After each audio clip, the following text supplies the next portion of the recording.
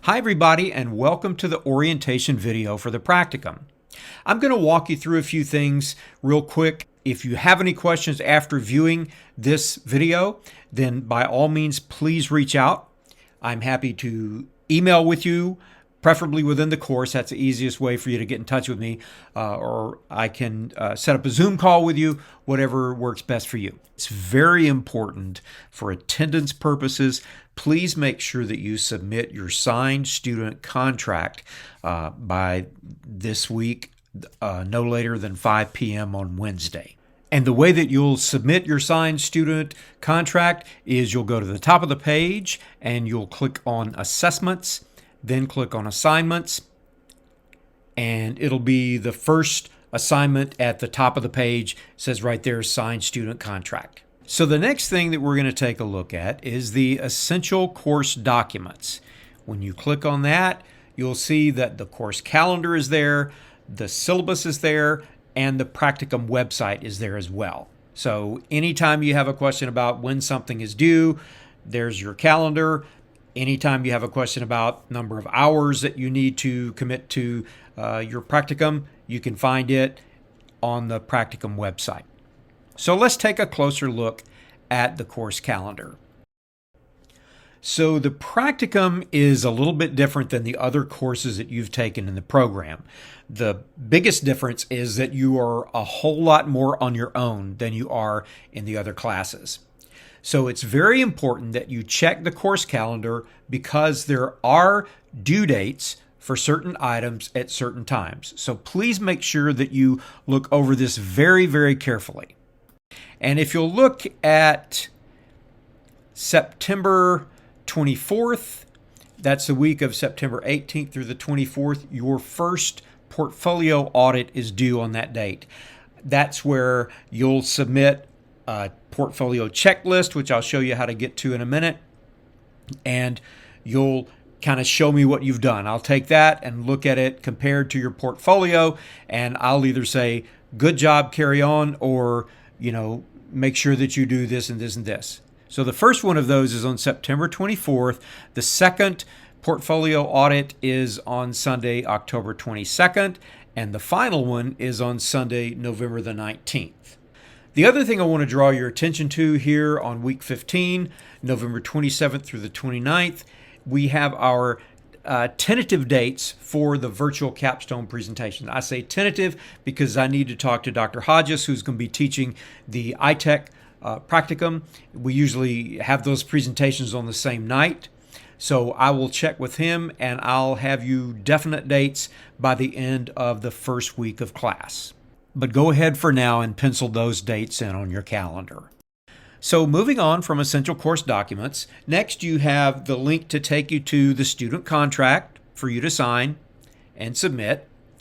And after that, you have a spreadsheet that you will list all of your practicum site information. It's pretty self-explanatory, but when you click on it, if you have a question, just let me know.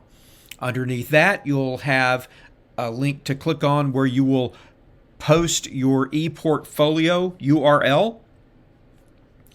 And then under that, you'll upload your Twitter information and follow your classmates. And I know that Twitter recently has been rebranded as X, but let's hope that it will still be the good professional development tool that it has been in the past for educators.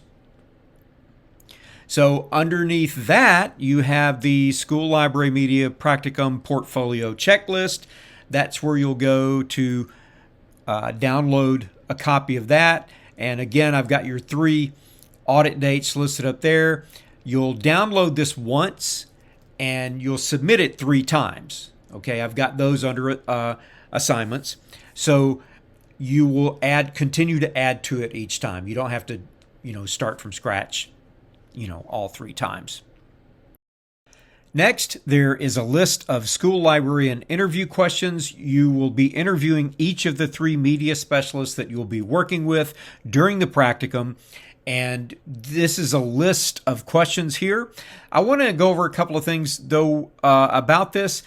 Not everybody wants to be on camera. So when you're doing these interviews, if one of the media specialists says, I don't want to be on camera, then you've got two other options. You can either keep the camera on but not turned on them and go ahead with the interview, or you can write up a transcript and submit that instead of a video.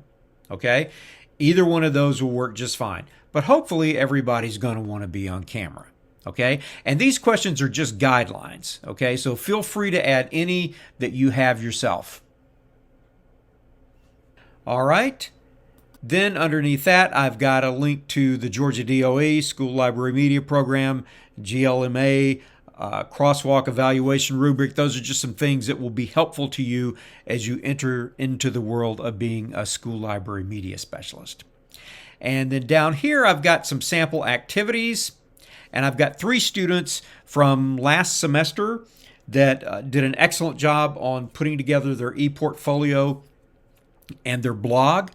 So take a look at those. It'll kind of give you a guideline for that. Please know that they have since graduated and everything, so they may decide one day to add something else to this or whatever, but for now, those are 3 good sources for you to take a look at. Moving back up to the essential course documents, if you click on the FRIT 7734/7765 website, it will load and then click on the tab that says Practicum Procedures. All of the hours that you need to accumulate are spelled out for you right here. Under Practicum Hours for FRIT 7765, you see there are 220 hours total. 25 of those are allotted for planning your task, like your face-to-face reading assignment, online professional development, etc. Then you'll spend 130 hours in schools, 98 at your main site, 16 at your secondary site, and 16 at your third site. So for example, if your main site's a high school, you'll spend 98 hours there, and then 16 each at an elementary and middle school.